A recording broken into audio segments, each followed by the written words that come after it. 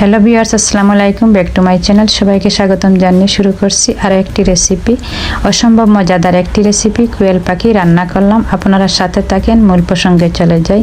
তো এখানে 4টি পাখি, এই তো আমি কেটে 4 পিস করে নিলাম, ধুয়ে পরিষ্কার করে। তো এখানে মশলা দেওয়া আছে, আর বাকি মশলাগুলো পরে অ্যাড করব। তো পাখিটা আমি কেটে নিলাম। কেটে নিলে মশলাটা ভালো করে ঢুকবে, আর রান্না করলে অনেক সুস্বাদু হবে।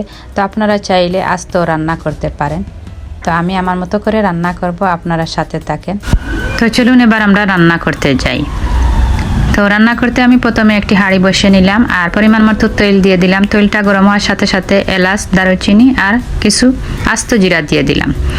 এবারে আমি রসুন বাটা দিয়ে দিলাম। রসুন বাটার গন্ধটা ভালো করে চলে যাওয়ার পর আমি এই তো হলুদও দিয়ে দিলাম। তো হলুদটা আমি ভালো করে নাড়াচাড়া করে নিলাম। তারপর আমি বাটা পেঁয়াজ দিয়ে দিলাম। তো বাটা পেঁয়াজটা দেওয়ার পর ভালো করে নাড়াচাড়া করে নেওয়ার পর আমি ডেকে দিব। তো এবার দেখি, চলুন, এই তো পেঁয়াজটা কষানো হয়ে গেছে। এবার আমি গুঁড়ো মশলা অ্যাড করব। তো এই তো গুঁড়ো মরিচ দিয়ে দিলাম, কারি পাউডার দিয়ে দিলাম, তো জিরাও দিয়ে দিলাম। তো সব মশলা একে একে দিয়ে আমি ভালো করে নাড়াচাড়া করে নিব। তো স্বাদ মতো লবণও দিয়ে দিলাম।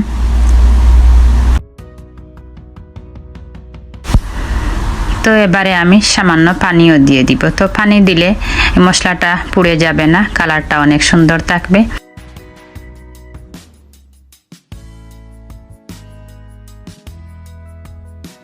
তো এবারে আমি নাড়াচাড়া করে আবার ডেকে নিব 2-3 মিনিটের জন্য। তো এই তো 2 মিনিট চলে গেল। এবার আমি আবারও চলে আসলাম, আর মশলাটা কষানো হয়ে গেছে, তৈলটা একদম উপরে চলে আসছে। তো এবার আমি কোয়েল পাখিটা দিয়েই দিলাম।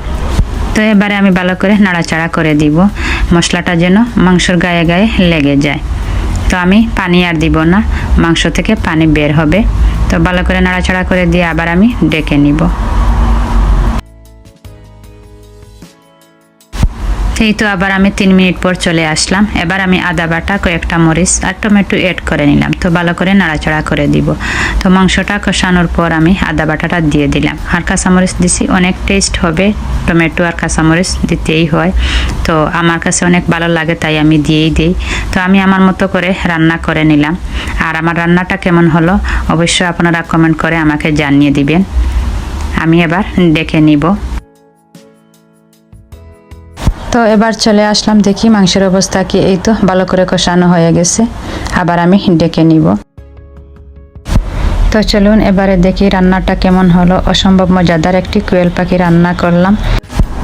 তো নামানোর 2 মিনিট আগে আমি গরম মশলা অ্যাড করেছিলাম। তো সরি, ক্যামেরাটা অফ থাকার কারণে দেখা যায়নি। তো দুর্দান্ত একটি রেসিপি আপনাদেরকে শেয়ার করে নিলাম, আর আপনারাও চতুর্দিকে ছড়িয়ে ছিটিয়ে শেয়ার দিবেন, বিভিন্ন পেজে শেয়ার দিবেন।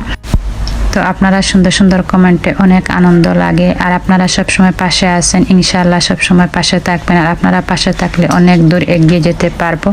আর যারা আমার সাথে ফ্রেন্ড নয়, অবশ্যই ফ্রেন্ড হয়ে যাবেন, সাবস্ক্রাইব করে ফ্রেন্ড হয়ে যাবেন। তো পুরনো একটি কথা না বললেই নয়, তবুও যেন বলতে হয়। প্লিজ প্লিজ লাইকটা দিয়েই ভিডিওটা দেখতে শুরু করবেন, আর প্লিজ প্লিজ টেনে টেনে দেখবেন না, পুরো ভিডিওটা দেখে নেবেন। আর যারা নতুন তারা পুরো ভিডিওটা দেখলে বুঝতে পারবে কিভাবে রান্নাটা করা হলো। তো আমরা সবাই মোটামুটি রান্না করতে জানি, আর যারা নতুন তাদের জন্য একটু হলেও উপকারে আসবে। আর যারা বাইয়েরা মেসে থাকেন তারাও রান্না দেখে শিখে নিতে পারবেন। তো সবার রান্না তো সমান না, এক একজনের রান্না এক এক রকম, এক একটি স্বাদ আলাদাই আছে। তো ভিডিওগুলো দেখলে আপনাদের একটু উপকারে আসবে। তো লাইক, শেয়ার, কমেন্ট, সাবস্ক্রাইব করবেন, পাশে থাকা বেল বাটনটি প্রেস করে দিবেন। তো প্রতিদিনের ভিডিওগুলো আপনি সবার আগে পেয়ে যাবেন। আর যারা লাইক, শেয়ার, কমেন্ট, সাবস্ক্রাইব করে ফেলেছেন তাদেরকে অসংখ্য অসংখ্য ধন্যবাদ। আর যারা এখনও করেনি তারা দেখতে থাকুন, দেখতে দেখতে হঠাৎ ভালো লেগে যাবে ইনশাআল্লাহ। নেক্সট ভিডিওর জন্য আমন্ত্রণ রইল। যে যেখানে আছেন অনেক অনেক ভালো থাকেন, আমাদের জন্য দোয়া করবেন।